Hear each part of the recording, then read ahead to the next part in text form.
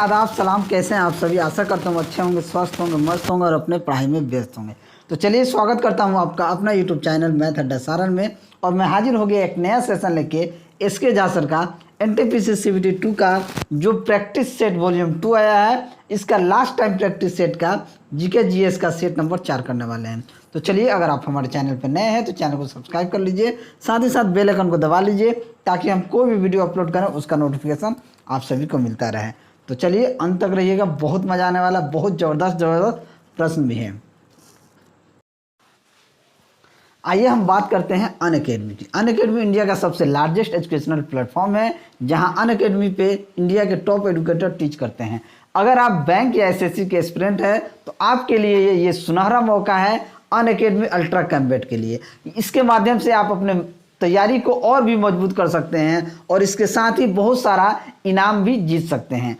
अगर आप एसएससी की तैयारी करते हैं तो ये जो एग्ज़ाम है आपको दोपहर 12 बजे होगा। अगर आप बैंक की तैयारी करते हैं तो ये एग्ज़ाम सुबह में 10 बजे होने वाला है। लिंक आपको सीधे डिस्क्रिप्शन में मिल जाएगा, जाइए वहाँ से इनरोल कीजिए। अगर आप वहाँ इनरोल करेंगे तो हमारा रेफरल कोड सारण 10 जो है ज़रूर लगाइएगा। सारण 10 लगाइए और टॉप एजुकेटर के द्वारा बनाया गया प्रश्नों के साथ अभ्यास कीजिए और अपने तैयारी को और भी बूस्टअप कीजिए। और भाग्यशाली विजेताओं बहुत सारे जीत सकते हैं। भाग्यशाली विजेता जो हैं, अगर आपका रैंक 1 आता है तो अगर आप रैंक 1 लाते हैं तो आपको डेल का लैपटॉप मिलेगा। अगर आपका रैंक 2 आएगा तो आपको सैमसंग का मोबाइल मिलने वाला है। अगर आपका रैंक 3 आएगा तो फिटबिट मिलने वाला है। और इसके साथ ही अगर रैंक आपका 4 आता है तो 5000 तक का अमेजन गिफ्ट वाउचर भी मिलने वाला है। इसके साथ ही इसमें बहुत सारा स्कॉलरशिप भी मिलेगा, 100% स्कॉलरशिप भी मिलेगा उन लोगों को जिनका रैंक 1 से 10 के बीच में आता है। तो जाइए, देरी किस बात की, अपनी तैयारी को जांचें। लिंक आपको डिस्क्रिप्शन में है, रेफरल कोड लगाइए सारण 10 और अपने तैयारी को बूस्टअप दीजिए। चलिए आज का पहला क्वेश्चन देखते हैं कि एक स्रोत 0.4 सेकेंड में 20 तरंग शिखर और तरंग गत उत्पन्न करता है तो तरंग की आवृत्ति क्या हो जाएगी। देखिए 0.4 सेकेंड में अगर स्रोत जो है तरंग उत्पन्न करता है तो यहाँ कंपन कितनी हो जाएगी, कंपनों गर्तों की संख्या यानी कंपन की संख्या कितनी है, 20 है। तो हमको तरंग की आवृत्ति ज्ञात करना है। n बराबर क्या हो जाएगा, कंपन प्रति सेकेंड यानी कि 20/0.4, उसको 200 कर देंगे तो नीचे 4 हो जाएगा। 4 से 200 को काट दीजिए 50 बार में, तो ऑप्शन डी क्या हो जाएगा, 50 हर्ट्ज जो होगा ये आपका राइट आंसर हो जाएगा। चलिए अगला प्रश्न देखते हैं। अगला प्रश्न है कि 1 एटमॉस्फेयर किसके बराबर होता है। तो 1 एटमॉस्फेयर जो होता है 1.01 × 10⁵ पास्कल के बराबर होता है। तो ऑप्शन ए जो है यहाँ पे आपका राइट आंसर हो जाएगा। अगर वीडियो आप सभी को अच्छा लगे तो वीडियो को आप लोग लाइक जरूर कीजिएगा, दोस्तों में ज़रूर शेयर कीजिएगा। ये वीडियो मैं फास्ट रिवीजन के पर्पज़ से लेके आया हूँ। इसमें टोटल हम 50 क्वेश्चन देखने वाले हैं। नेक्स्ट, द्रव और गैसों में ताप अंतरण का मुख्य कारण क्या होता है। तो द्रव और गैस में जो ताप अंतरण का मुख्य कारण होता है वो उसका संवहन होता है। तो ऑप्शन बी जो होगा ये आपका राइट आंसर हो जाएगा। नेक्स्ट, किसे टैक्सोनॉमी का जनक कहा जाता है। तो टैक्सोनॉमी का जनक किसे कहा जाता है, तो ये लिनियस को टैक्सोनॉमी का जनक कहा जाता है। तो ऑप्शन बी आपका राइट आंसर हो जाएगा। नेक्स्ट, NH4 ट्वाइस SO4 के एक अणु में कितने परमाणु होते हैं। तो इसमें 15 परमाणु होते हैं। तो ऑप्शन बी जो होगा ये आपका राइट आंसर हो जाएगा। HCFC का विस्तार क्या होता है। तो HCFCS का जो विस्तार होता है ये आपका हाइड्रोक्लोरोफ्लोरोकार्बन होता है। तो ऑप्शन बी जो होगा ये आपका राइट आंसर हो जाएगा। ये एनटीपीसी में पूछा गया प्रश्न है।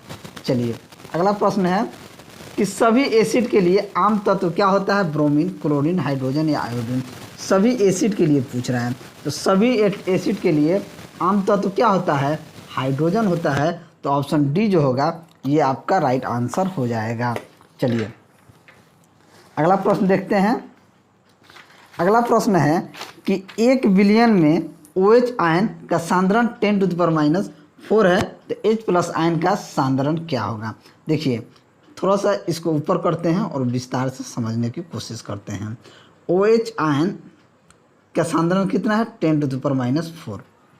यहाँ H+ का पूछ रहा है। अगर यहाँ देखें OH माइनस आयन गुना H+ करें तो ये 10⁻⁴, तो ये क्या हो जाएगा, इस OH आयन का मान कितना है 10⁻⁴। तो 10⁻⁴ × H+ आयन बराबर 10⁻⁴। 10⁻14। ये क्या होता है 10⁻14। ये OH ion H plus ion का मान होता है 10⁻14। तो यहाँ से H प्लस आयन का मान कितना हो जाएगा 10⁻14 बटा 10⁻4, यानी कह सकते हैं कि 10⁻10 इसका आंसर हो जाएगा। तो ऑप्शन ए जो होगा ये आपका राइट आंसर हो जाएगा। चलिए अगला प्रश्न, किसी पृष्ठ अणु के लिए क्या होता है। किसी पृष्ठ अणु के लिए इस पर कुल नेट बल 0 होता है, इस पर कुल बल 0 होता है, नीचे की ओर कुल बल होता है या ऊपर की ओर कुल बल होता है। तो देखिए किसी भी पृष्ठ अणु के लिए नीचे की ओर कुल बल होता है, तो ऑप्शन सी जो होगा ये आपका राइट आंसर हो जाएगा। नेक्स्ट, निषेचित अंडाणु के इम्प्लांटेशन के लिए गर्भाशय कौन सा हार्मोन तैयार करता है। तो गर्भाशय कौन सा हार्मोन तैयार करता है, ऑक्सीटोसिन, प्रोलैक्टिन, पायरोटिन या एस्ट्रोजन। तो ये एस्ट्रोजन को तैयार करता है। तो ऑप्शन सी क्या हो जाएगा आपका राइट आंसर हो जाएगा। नेक्स्ट, प्लाज्मा जो रक्त का एक संघटक है, एक क्या है। तो प्लाज्मा जो एक रक्त का संघटक है, एक प्लाज्मा जो होता है द्रव के रूप में होता है, तो एक द्रव है। तो ऑप्शन सी जो होगा ये आपका राइट आंसर हो जाएगा। नेक्स्ट, शरीर का कौन सा अंग खून के शुद्धिकरण से संबंधित है। तो खून के शुद्धिकरण से संबंधित क्या होता है, गुर्दा होता है। तो ऑप्शन सी जो होगा ये आपका राइट आंसर हो जाएगा। नेक्स्ट, सभी कवक सदैव होते हैं। सभी कवक सदैव क्या होते हैं। तो सभी कवक जो होते हैं ये सदैव मृतोपजीवी होते हैं। तो ऑप्शन डी क्या हो जाएगा आपका राइट आंसर हो जाएगा। चलिए अगला प्रश्न देखते हैं। अगला प्रश्न है कि मस्तिष्क के किस भाग में भूख लगने व भोजन से तृप्ति की अनुभूति कराने के केंद्र स्थित होते हैं। तो मस्तिष्क में जो भूख लगने की जो बताता है यह हाइपोथैलेमस में होता है। किस में होता है, हाइपोथैलेमस में होता है। तो ऑप्शन सी जो है ये आपका राइट आंसर हो जाएगा। नेक्स्ट, CPU के ALU में डैश होते हैं। तो CPU के ALU में क्या होते हैं, तो CPU के ALU में रजिस्टर होते हैं। तो ऑप्शन बी क्या हो जाएगा आपका राइट आंसर हो जाएगा। नेक्स्ट, इनमें से कौन सा धातु का इलेक्ट्रॉनिक विन्यास है। धातु का इलेक्ट्रॉनिक विन्यास 283 है। तो ऑप्शन ए क्या हो जाएगा आपका सही उत्तर हो जाएगा। नेक्स्ट, निम्नलिखित में से किस भाग में पाचक एवं श्वसन नलियाँ क्रॉस करती हैं। पाचक और श्वसन नलियाँ कहाँ क्रॉस करती हैं, तो ये आपका ग्रसनी में। तो ऑप्शन ए जो है आपका राइट आंसर हो जाएगा। नेक्स्ट, भारत सरकार द्वारा कोविड-19 वैक्सीन के रजिस्ट्रेशन हेतु किस ऐप को लॉन्च किया गया था। तो आप सभी जानते हैं कोविन ऐप को लॉन्च किया गया था। तो ऑप्शन ए जो है ये आपका राइट आंसर हो जाएगा। एग्ज़ाम के दृष्टिकोण से देखा जाए तो ये काफ़ी महत्वपूर्ण प्रश्न बन सकता है। चलिए अगला प्रश्न, हाल ही में किस देश में फ्रीडम पाइनएप्पल अभियान चर्चा में रहा है। तो कहाँ पे रहा, तो ये ताइवान में फ्रीडम पाइनएप्पल अभियान जो है ये चर्चा में रहा है। तो ऑप्शन बी जो है ये आपका सही उत्तर हो जाएगा। नेक्स्ट, विश्व का सबसे बड़ा फ्लोटिंग सोलर प्लेटफॉर्म का निर्माण किस देश में किया जा रहा है। तो ये आपको सिंगापुर में किया जा रहा है फ्लोटिंग सोलर प्लेटफॉर्म। तो ऑप्शन सी क्या हो जाएगा आपका राइट आंसर हो जाएगा। ये भी एग्जाम के दृष्टिकोण से काफ़ी महत्वपूर्ण है। चलिए अगला प्रश्न, हाल ही में किस बैंक ने महिला उद्यमियों के लिए स्टार्टअप उन्नति कार्यक्रम की शुरुआत किया है। तो ये किस बैंक ने किया है, तो HDFC बैंक ने किया है। तो ऑप्शन ए आपका राइट आंसर हो जाएगा। Next, BBC Indian sports women of the year 2021 से किसे सम्मानित किया गया है। तो ये कोनेरू हम्पी को सम्मानित किया गया है। तो ऑप्शन सी जो है ये आपका राइट आंसर हो जाएगा। नेक्स्ट, हाल ही में किसे CDS नियुक्त किया गया है। तो CDS किसे नियुक्त किया गया है, तो मनोज मुकुंद नरवणे को CDS आपको नियुक्त किया गया है। तो ऑप्शन बी जो है आपका राइट आंसर हो जाएगा। नेक्स्ट, भारत अपने किस पड़ोसी देश में शहतूत बांध का निर्माण कर रहा है। तो ये आपका अफगानिस्तान में।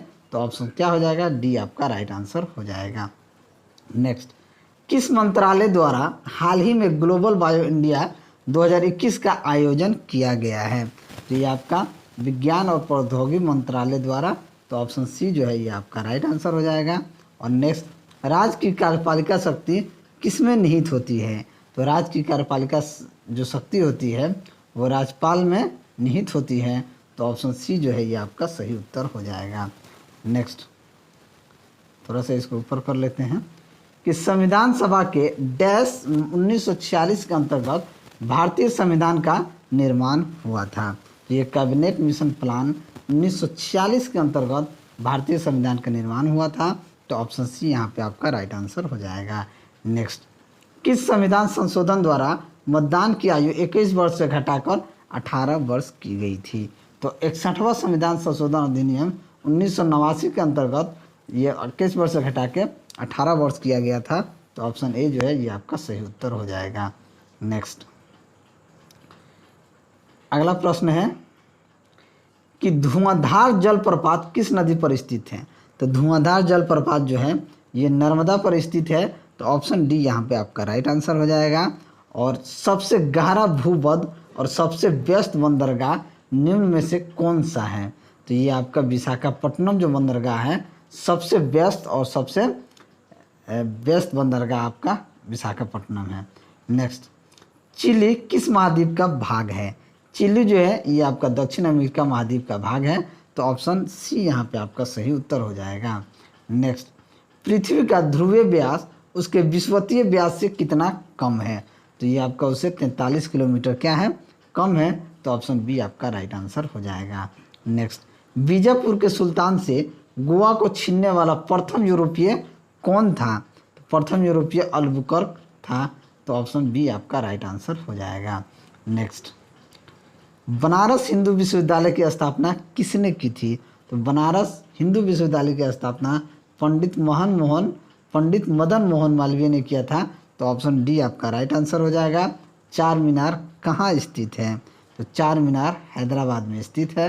तो ऑप्शन डी आपका राइट आंसर हो जाएगा। माजुली सबसे बड़ा नदी द्वीप है, निम्नलिखित में से किस नदी में पाया जाता है? तो ये आपका ब्रह्मपुत्र में पाया जाता है। तो ऑप्शन सी आपका राइट आंसर हो जाएगा। चलिए अगला प्रश्न, वह एकमात्र पाकिस्तानी नागरिक कौन था जिसे भारत रत्न से सम्मानित किया गया था? तो खान अब्दुल गफर खान। तो ऑप्शन डी आपका राइट आंसर हो जाएगा, जिसे भारत रत्न से सम्मानित किया गया था। नेक्स्ट, हिमालय की ऊंची ऊंची पर्वतमालाओं में घास के विशाल मैदान क्या कहलाती हैं? तो घास के विशाल मैदान बुग्याल कहलाता है। तो ऑप्शन डी आपका राइट आंसर हो जाएगा। कौन सा देश दुनिया का सबसे बड़ा लोकतंत्र है? सबसे बड़ा लोकतंत्र कौन सा है? ये आपका भारत है। तो ऑप्शन सी आपका राइट आंसर हो जाएगा। नेक्स्ट, अगला प्रश्न है कि ड्यूस शब्द डैश के साथ जुड़ा हुआ है? तो ड्यूस शब्द जो है ये लॉन टेनिस से जुड़ा हुआ है। तो ऑप्शन ए यहाँ पे आपका राइट आंसर हो जाएगा। नेक्स्ट, निम्नलिखित में से कौन विश्व विरासत स्थल नहीं है? तो विश्व विरासत स्थल कौन सा नहीं है? भीमबेटका सलासर, अजंता की गुफाएं, आगरा का किला, आदमगढ़ सलासर। तो ये आदमगढ़ सलासर जो है शैलाश्र ये आपका विश्व विरासत स्थल नहीं है। तो ऑप्शन सी आपका राइट आंसर हो जाएगा। नेक्स्ट, अगला प्रश्न है कि निम्नलिखित में से कौन सी नदी प्रसिद्ध शिव समुद्रम जलप्रपात बनाती है? तो ये आपका कावेरी नदी। तो ऑप्शन ए आपका राइट आंसर हो जाएगा। नेक्स्ट, पहली शताब्दी ईसा पूर्व से 7वीं शताब्दी के बीच विकसित गांधार कला जो बौद्ध दृश्य कला की एक शैली है, मुख्य रूप से डैश राजवंश के दौरान निखरी है। तो ये कुषाण के द्वारा निकली है। तो ऑप्शन सी यहाँ पे आपका राइट आंसर हो जाएगा। नेक्स्ट, अगला प्रश्न है कि क्रांतिकारियों के संगठन अभिनव भारत का गठन किसके द्वारा किया गया था? तो ये आप विनायक सावरकर द्वारा किया गया था। तो ऑप्शन बी यहाँ पे आपका राइट आंसर हो जाएगा। नेक्स्ट, भगवान बुद्ध के जीवन से संबंधित 4 पवित्र स्थानों में से एक महाबोधि मंदिर परिसर यहाँ स्थित है। कहाँ स्थित है? तो ये आपका बिहार में स्थित है। तो ऑप्शन डी आपका राइट आंसर हो जाएगा। चलिए अगला प्रश्न, निम्न में से कौन सा कर प्रत्यक्ष कर है? सीमा शुल्क, आयकर, उत्पादन शुल्क, बिक्री कर। तो ये आयकर जो है ये आपका प्रत्यक्ष कर है। तो ऑप्शन सी यहाँ पे राइट आंसर हो जाएगा। और भारत सरकार द्वारा रुपये चिन्ह को किस वर्ष अपनाया गया था? तो इसे कब अपनाया गया था? तो ये आपका 2010 में इस चिन्ह को अपनाया गया था। तो ऑप्शन बी आपका राइट आंसर हो जाएगा। चलिए अगला प्रश्न देखते हैं कि DFS की टाइम कॉम्प्लेक्सिटी क्या है? V वर्टिसेस की संख्या, E एड्सेस की संख्या। तो ये आपका क्या हो जाएगा? OV+E, यानी कि ऑप्शन ए क्या हो जाएगा? आपका राइट आंसर हो जाएगा। नेक्स्ट, किसी समस्या को सुलझाने की व्यवस्थित प्रक्रिया क्या कहलाती है? तो तो किसी समस्या को सुलझाने की व्यवस्थित प्रक्रिया जो होती है उसे ही फीडबैक कहा जाता है। तो ऑप्शन ए यहाँ पे राइट आंसर हो जाएगा। CS का पूर्ण रूप क्या होता है? तो CS का पूर्ण रूप हो जाएगा कंडीशनल एक्सेस सिस्टम। तो ऑप्शन बी यहाँ पे आपका राइट आंसर हो जाएगा। तो चलिए, अगर वीडियो आपको अच्छा लगा हो तो वीडियो को लाइक करें, दोस्तों में शेयर करें। अगर आप हमारे चैनल पर नए हैं तो चैनल को सब्सक्राइब करें। मैं ऐसे ही वीडियो लेकर आपके सामने हाजिर होता रहूँगा। चलिए मिलते हैं अगले वीडियो में, तब तक के लिए जय हिंद।